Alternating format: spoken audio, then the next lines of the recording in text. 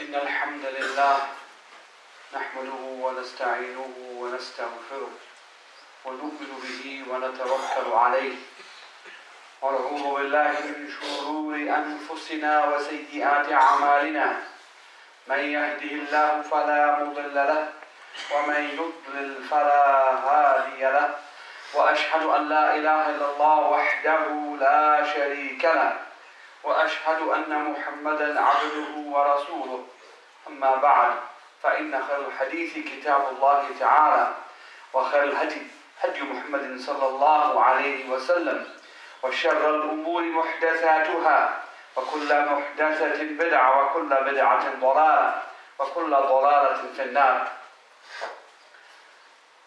First and foremost, all praise is due to Allah subhanahu wa ta'ala, the one who is truly worthy of all praise. We praise Allah subhanahu wa ta'ala, and whilst we praise Him, we acknowledge our deficiency in praising Him as He deserves to be praised. Indeed, to Allah belongs the most beautiful names and attributes of complete perfection. And indeed, all thanks is due to Allah subhanahu wa ta'ala alone, the one who is the source of all blessings. And peace and salutations upon the Messenger of Allah, the Prophet Muhammad sallallahu alayhi wa sallam, who Allah subhanahu wa ta'ala sent as a mercy to all of the alameen. Dear brothers and sisters in Islam, last week, before Ramadan began, we spoke about the merits of Ramadan and the actions which are done in Ramadan. But I have noticed one thing, that whenever we come to do something in our dunya, for example, we receive a piece of machinery and we don't know how to utilize it. What do? We read the instructions from the manual. When it comes to ibadat, for some reason, the handbook, which is the Quran, is the last place we go to consider the actions and the orders that Allah has levied upon us. So how often have we in Ramadan considered the verses of fasting? Or in Hajj, looked at the verses of Hajj. What do they actually tell us? What lessons can be learned from them?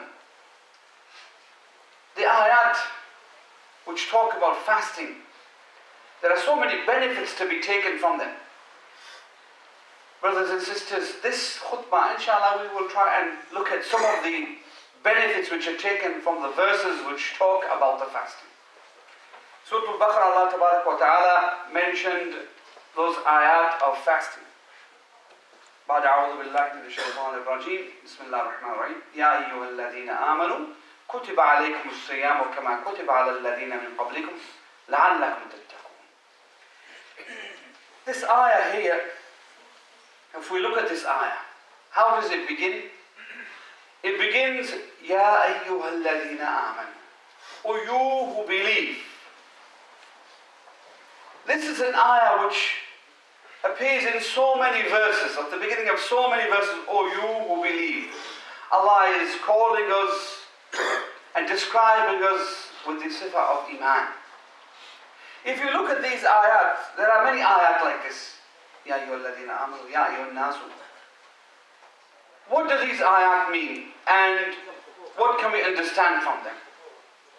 First of all, the ulama have said that these ayat appear in three matters. Umur da'wiyya, where Allah is calling us to something, like Ya ayyuhalladhina amanu udkhulu fi as-silmi kafa wa la tattabi'u khutuwat ash-shaytan innahu lakum aduwwun mubin. Again in Surah Al-Baqarah, Allah Tabaraka wa Ta'ala says, O you who believe, enter into as-silmi kafa, enter Islam wholly. But Allah enjoins upon you, and you've accepted Islam, then you have to accept all of Islam. There's no choice. So this is da'wiyah. Allah is calling us here, and this is da'wah. There are very many verses like this. Allah Tabarak wa Ta'ala says, يَا أَيُّهَا الَّذِينَ آمَنُوا اتَّقُوا اللَّهَ حَقَّ تُقَاتِهِ وَلَا تَمُوتُنَّ إِلَّا وَأَنْتُمْ مُسْلِمُونَ. O you who believe, fear Allah as He deserves to be feared. Again, da'wiyah. Calling us to Islam, calling us to believe in Allah. The second category is tawjihiyya, where Allah is directing us towards something. An example of that is, يَا أَيُّهَا الَّذِينَ آمَنُوا لَا تَقُولُوا رَاعِنَا وَقُولُوا انظُرْنَا وَاسْمَعُوا. Or the statement of Allah Ta'ala, Ya ayyuhalladhina amanu ista'inu bis-sabri was-salah. This is an example we can all understand. Oh, you who believe, ista'inu bis-sabri was-salah. Take aid and help in sabr, in patience, with patience, and in salah. So Allah is giving us tawjeeh here. Allah is giving us tawjeeh. Allah is guiding us towards what is better for us. And the third type is tahdhiriyya. Allah is warning us about something. Allah Ta'ala says, an example of this is, Ya ayyuhalladhina amanu in tuti'u fariqan min alladhina utul kitaba yaruddukum ba'da imanikum kafirin.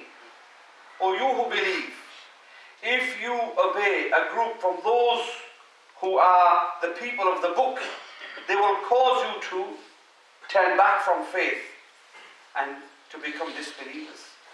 So Allah is making tahdir, Allah is warning us. But this ayah here, Ya ayyuhalladhina amanu kutiba alaykum as-siyam, O you who believe, Allah has prescribed fasting for you. This is in a fourth category, tashri'iyya, where Allah subhanahu wa ta'ala is levying law upon us. Allah is levying taklif upon the believers. And in this ayah, Allah ta'ala says, O you who believe, why is Allah calling us with this wasf and then ordering us with this thing? Why iman? Why is Allah saying, Ya ayyuhalladhina amanu? Because iman has in it a sifa, first of all, iman, that they are believers. And not just that, but the person who is a believer, what is his yardstick? What does he do? Because he believes, he discerns right action from wrong action by what his iman dictates. So this is why Allah has called us by this wasf, Ya ayyuhalladhina amanu, that we discern an action which is righteous from an action which is unrighteous by the yardstick of iman, which is what Allah has levied upon us. Brothers and sisters, Allah Ta'ala, He said in this verse, Ya ayyuhalladhina amanu kutiba alaykum as-siyam. Kutiba means, the word kutiba or kataba is to write. Why is the word kutiba written when the meaning is furida alaykum? Allah says furida alaykum. Although Allah says kutiba alaykum, but the meaning is furida alaykum. Allah has prescribed it for you. But why this word kutiba? Why not furida? Obviously we ask this not i'tiradan upon Allah. We don't ask Allah because why Allah did this, but it is for us to consider what is the hikmah. Why has Allah used this word kutiba alaykum?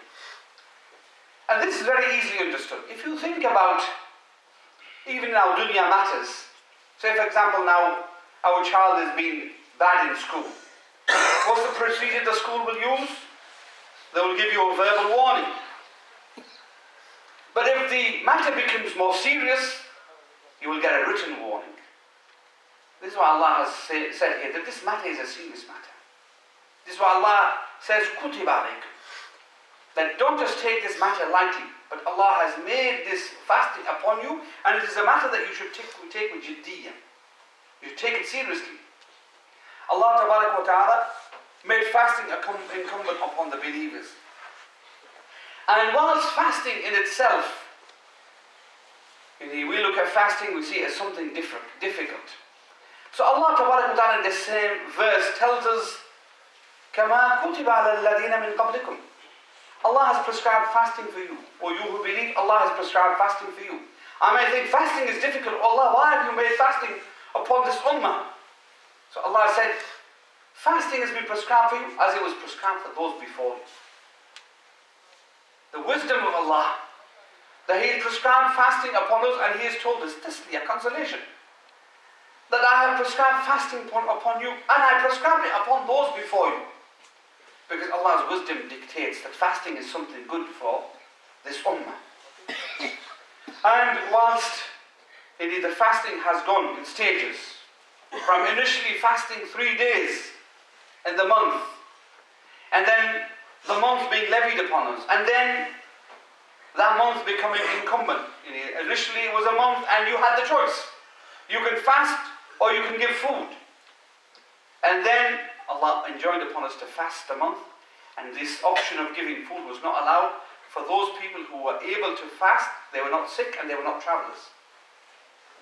So Allah Ta'ala is telling us, I have prescribed fasting for you, as I prescribed for those before you. What else do we take from this? That Allah prescribes ibadat, and those ibadat, they have followed throughout all of the nations before. If you think about prayer, Allah prescribed prayer upon those before you. What does Allah Ta'ala say to Maryam, the mother of Jesus? He says, وَاسْجُدِي وَالْكَيْ مَعَ الرَّاكِعِينَ. Prostrate and bow with those that bow.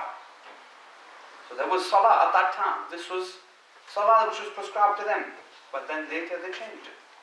Giving charity. Charity is something which is common with the people before us. Allah prescribed charity upon the Jews and the Christians and the nations before us. And you see them.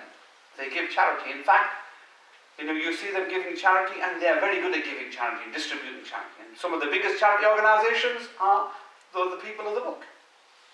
So charity was something which is again common as an act of worship. But fasting, we see very little of fasting in the nations before. Because they are diluted and corrupted and changed their religion.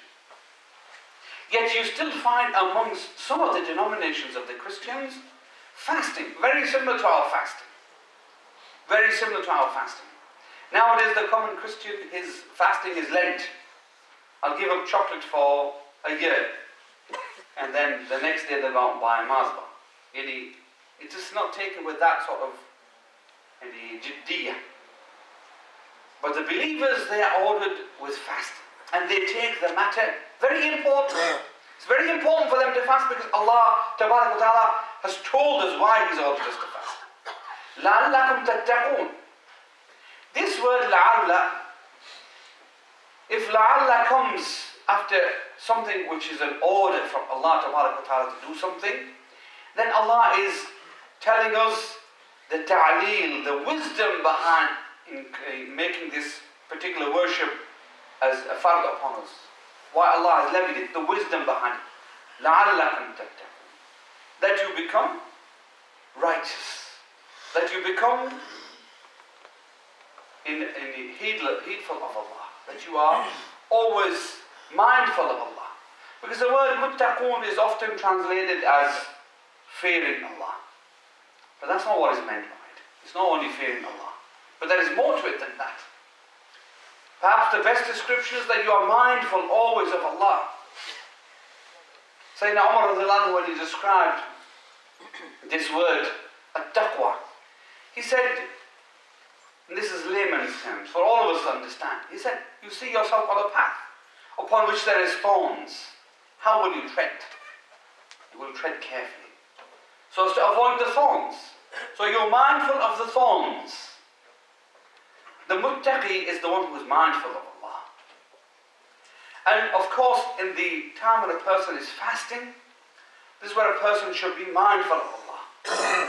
Taqwa, brothers and sisters, just like Allah has forbidden for us food and drink and those things which are mahbubat, those things which a person would normally find pleasure in them.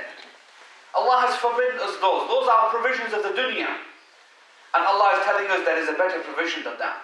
What does Allah say? الحج أشهر معلومات فمن فرض فيهن الحج فلا رفث ولا فسوق ولا جدال في الحج وما تفعلوا من خير يعلم الله وتزودوا فإن خير الزاد التقوى. Allah says, the verse of Hajj, that Hajj is only a few months. At the end of this verse, when Allah is talking about Hajj, He says, وَتَزَوَّدُوا, take provision. فَإِنَّ خَيْرَ الزَّادِ التَّقْوَى. For verily the best provision is what?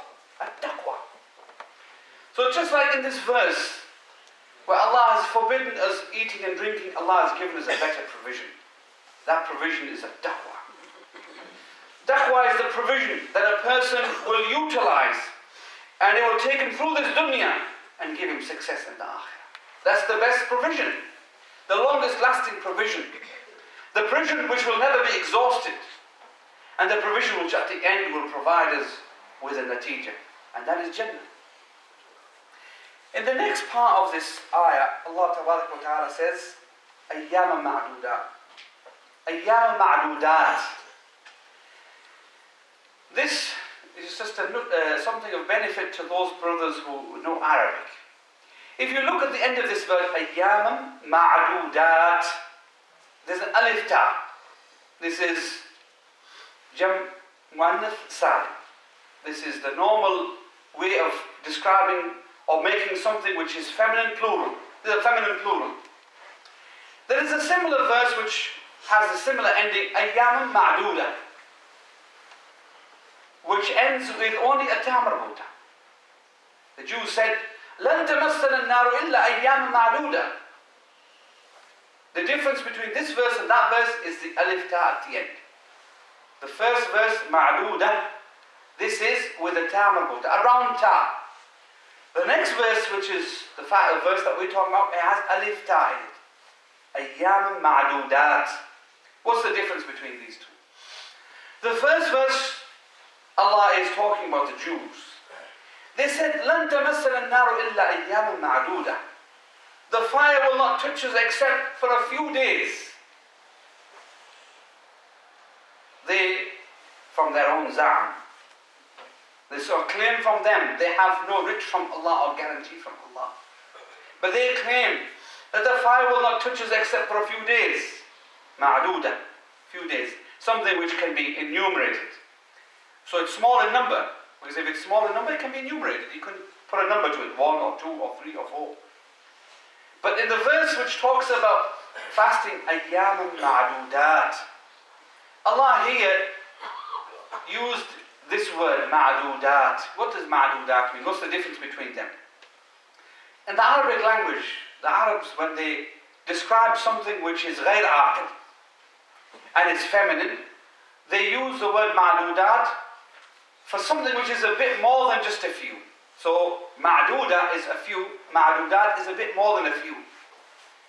Allah is giving us tasliyah in this, that they are a few days, but not too many in number. Ma'dudat, 30 days. It's more than 1 or 2 or 3 or 4. It is 30 days, 30 days of fasting. Allah Ta'ala in this ayah is encouraging us that it is only a few days. Why? To make the ibadah easier. To make worship easier. We see sometimes an action of worship. Oh, 1 whole month seems like such a burden. So Allah is saying, أَيَّامًا مَعْدُودَاتٍ. It's a few days. What makes it easy is when all of the Muslims are fasting together. We fast together. Collectively we do this worship. So it makes the worship easier. When you are doing fasting by yourself and nobody else is fasting, how much harder the fasting becomes, because you're the only one fasting. But mashallah, everybody is fasting. Doesn't the fast just become easier? Just like if you are at home praying, the prayer may seem shaq, difficult. But when you come to the masjid and the Muslims are praying, you find the prayer is easier. Any action which collectively all of the people are doing, the nafs seems to tend towards that and find that as an action which is easy. Brothers and sisters, Allah Ta'ala prescribed fasting. When He prescribed fasting, the fasting was originally to fast 3 days in the month. That was the first fasting. And then Allah Ta'ala in His wisdom saw to legislate the fasting of Ramadan. شهر رمضان الذي أنزل فيه القرآن هدى للناس وبينات من الهدى والفرقان فمن كان منكم مريضا أو على سفر فعدة من أيام أخرى. Before this ayah, فمن شهد منكم الشهر فليصم. Allah Ta'ala says, and whoever amongst you is present, then let him fast. Allah is ordering us to fast. Before this, fasting was something which was left to the individual. You can fast or you can feed the poor. Allah legislated 3 days fasting.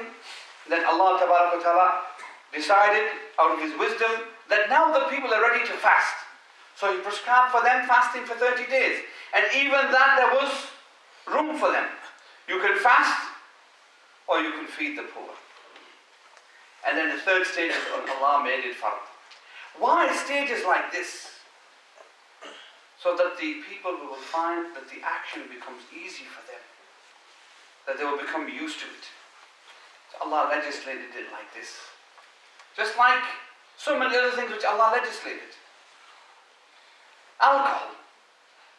When Allah Ta'ala forbade alcohol, how did He forbid it? Not in one fell swoop. It's haram. So one day people are drinking, the next day they are forbidden to drink. Not like that. But Allah Subhanahu Wa Ta'ala over stages. Why? Because then it makes that action easier. But once Allah has legislated, there's no more stages. Then it's forbidden. That's it. So Allah Ta'ala, His wisdom dictated that fasting should be legislated over stages. And so the companions used to fast 3 days in the month. And then Allah Ta'ala levied upon them fasting the whole of the month of Ramadan. The month of Ramadan. The month of Ramadan in which Allah revealed the Quran. This was the reason why the fasting was prescribed. In the month of Ramadan, because that Allah Subhanahu Wa Ta'ala chose this month over all of the months, because it is the month which Allah revealed the Quran. When we look at this word Ramadan, it talks about intensity of heat, burning. Because what does Ramadan do? It burns away and removes the sins. It removes the sins. Ramadan removes the sins. Every opportunity is an opportunity of forgiveness. However, the companions, when they were levying this fasting, originally the fasting was that if you fasted the whole day. The whole day you fasted. When it came to Maghrib time, you ate and then you continued your fast. But then one of the companions, he was fasting. And when it came to the opening of the fast, he asked his wife, "Is there anything to eat?" So she said, "There is nothing to eat." And then she said, "I will go and ask some of the neighbors and some of the people that I know and bring you something to eat." So she went. And he fell asleep. So he missed the opportunity. And at that time the fasting was that was the opportunity to eat. And once the opportunity elapsed, then you couldn't eat. Then you had to continue to fast. So even the fasting was over the night. The next day, the same companion, he was so exhausted that he fell unconscious. When he fell unconscious, it came to the attention of the Prophet ﷺ. And then Allah Ta'ala legislated, أُحِلَّ لَكُمْ لَيْلَةَ الصِّيَامِ الرَّفَثُ إِلَى نِسَائِكُمْ. That Allah Ta'ala revealed the verses which made tahdeed, which showed us when the fasting was from the dawn to the dusk. And Allah allowed us, أُحِلَّ لَكُمْ لَيْلَةَ الصِّيَامِ الرَّفَثُ إِلَى نِسَائِكُم. That Allah made lawful for us the night. The night we're allowed to take part in food and eating and drinking and other pleasures, we can seek them in the night. From the time of Maghrib up to the time of Fajr, this is the time which is lawful. So Allah Ta'ala made tahdeed of this. So that was how fasting was legislated. It came in stages. Not in one stage, but in stages. Then brothers and sisters, if you look at these verses which talk about fasting, that Allah Ta'ala describes also in these verses those people who are given sanction or leave to leave the fast, not to fast. فَمَنْ كَانَ مِنْكُمْ مَرِيضًا أَوْ عَلَى سَفَرٍ فَعِدَّةٌ مِنْ أَيَّامٍ أُخَرَ. Whoever amongst you is traveling, whoever amongst you is sick, then he should make up similar days afterwards. Whoever is traveling. The traveler is allowed to leave the fast. Even if the fast is fard, the condition is what? فَمَنْ شَهِدَ مِنْكُمُ الشَّهْرِ. Whoever amongst you is present in the month. The translation, the literal translation is فَمَنْ شَهِدَ مِنْكُمُ الشَّهْرِ. Whoever amongst you is present. Meaning whoever amongst you witnesses the month. But in actual fact the meaning is whoever amongst you is present in his locale, in his habitation, where he's normally from. He's not traveling. Hadir. He is in his home. Mu'addin. He's in his home. That is the person who has to fast. Anyone who's a traveler, he is given leave that he doesn't have to fast. But if you travel, you can leave the fast. But even this, brothers and sisters, there is some things that we should consider. If a person is traveling and the travel is easy for them, and at the same time they can fast, the correct opinion among the scholars is that a person should continue to fast. Why? For many reasons. First of all, that this is the time which is fadil. It is the best time. Fasting in Ramadan and fasting other days, it's not the same thing. So to fast in the time which is fadil is better. And then also, Surat Ibrar al-Dhimma. Person is quickly, he absolves himself of the responsibility Allah has put upon him. You leave the fast, then you know sometimes how difficult it can become to make up that fast. People say, I'm going to fast tomorrow. And they don't fast, and months go, and weeks go, and before you know it, the next Ramadan is almost upon them. So a person quickly absolves himself. And then also, the action becomes easier when everybody's fasting. If you're fasting and those people around you are fasting, that action becomes easy for you. When you are fasting and you're by yourself, it becomes difficult. So for this reason and other reasons, the scholars said, if a person can fast and travel, that is better for them. In the situation where the fasting is shaqqa, it's difficult for a person.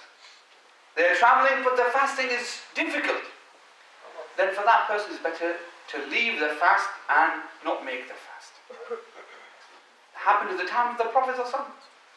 A man was traveling with the Prophet ﷺ and he became unconscious.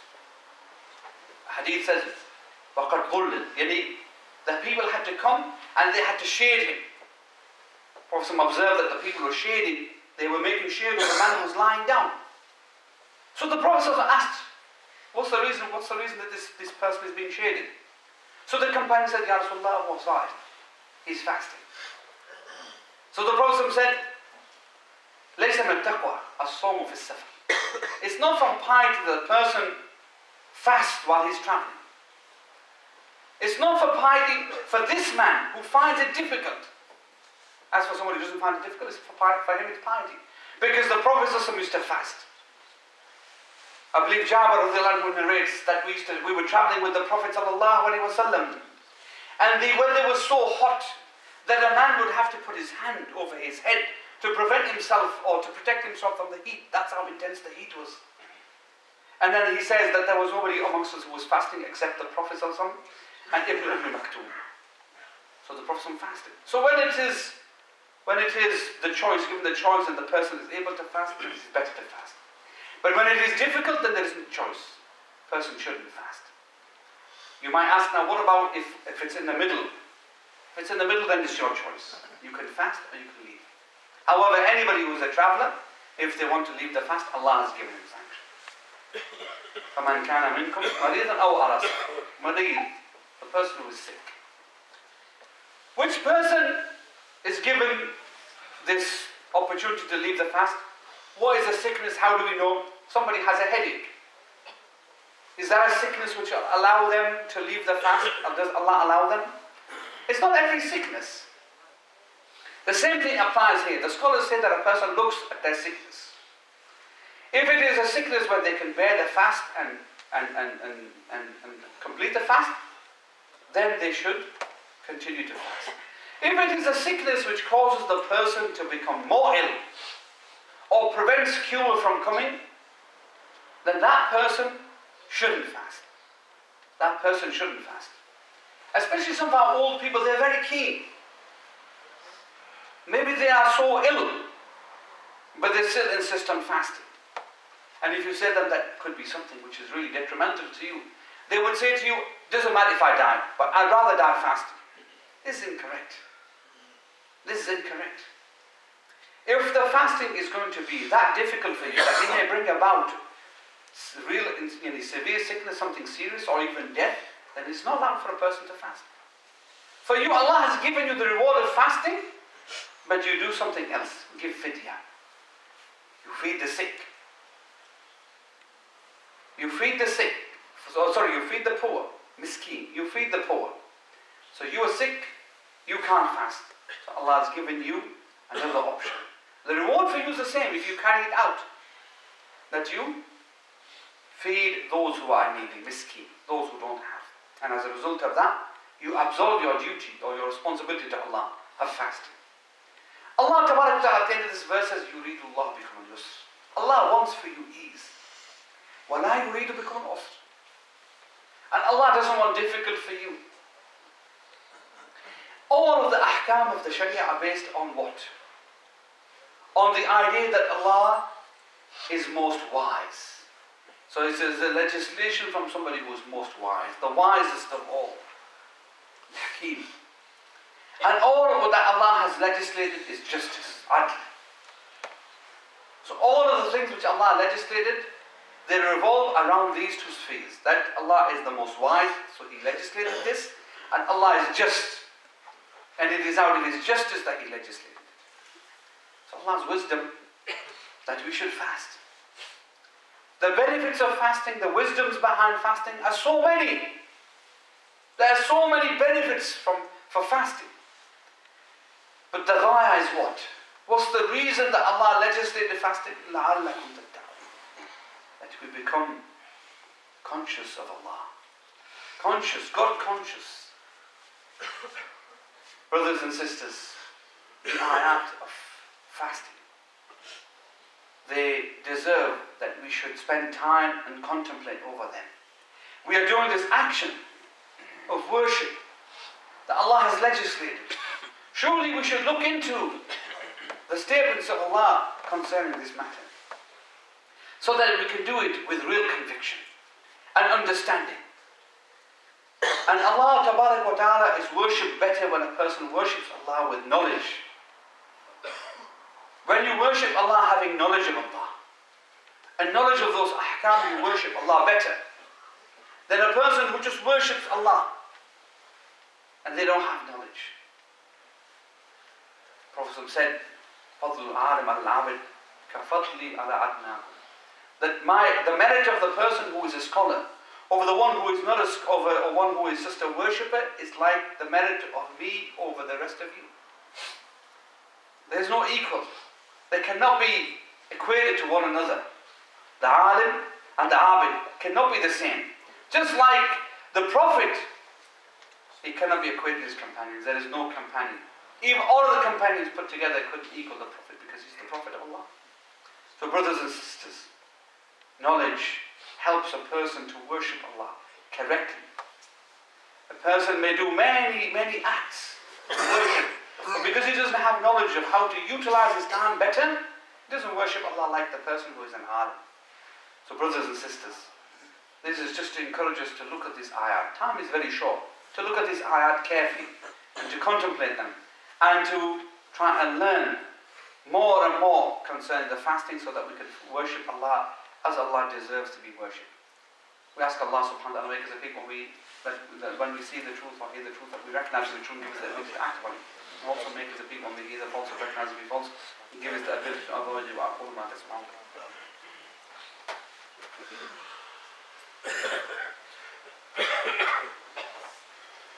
بسم الله الحمد لله والصلاة والسلام على رسول الله أما بعد أوصيكم ونفسي بتقوى الله سبحانه وتعالى في السر والعلن وصلوا وسلموا والبشير النذير فإن الله سبحانه وتعالى قد أمركم بذلك في كتابه فقال إن الله وملائكته يصلون على النبي يا أيها الذين آمنوا صلوا عليه وسلموا تسليما وقال صلى الله عليه وسلم من صلى علي مرة واحدة صلى الله عليه بها 10 اللهم صل على محمد وعلى آل محمد كما صليت على إبراهيم وعلى آل إبراهيم إنك حميد مجيد اللهم بارك على محمد وعلى آل محمد كما باركت على إبراهيم وعلى آل إبراهيم إنك حميد مجيد وارض اللهم عن أربعة الخلفاء الراشدين المهديين أبي بكر وعمر وعثمان وعلي وعن سائر أصحاب نبيك أجمعين وعن أهل بيته الطيبين الطاهرين وارض اللهم عنا معهم بمنك وكرمك وجودك يا أرحم الراحمين اللهم أعز الإسلام والمسلمين اللهم أعز الإسلام والمسلمين اللهم أعز الإسلام والمسلمين وذل الشرك والمشركين ودمر أعداء الدين واحمي حوزة الإسلام يا رب العالمين اللهم اغفر للمؤمنين والمؤمنات الأحياء منهم والأموات عباد الله رحمكم الله إن الله يأمر بالعدل والإحسان وإيتاء ذي القربى وينهى عن الفحشاء والمنكر والبغي يعظكم لعلكم تذكرون اذكروا الله العلي العظيم يذكركم وادعوه يستجيب لكم ولذكر الله أكبر والله يعلم ما تصنعون وأقيموا الصلاة